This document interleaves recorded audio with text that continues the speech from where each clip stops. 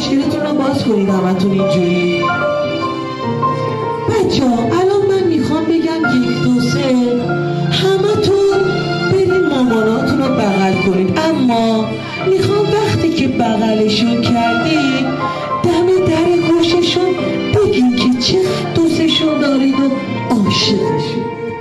چشمای شما که الان میخواد پر اشک شه، این اشک خوشحالیه، اشک اینه که چقدر عاشق ماماناتون است.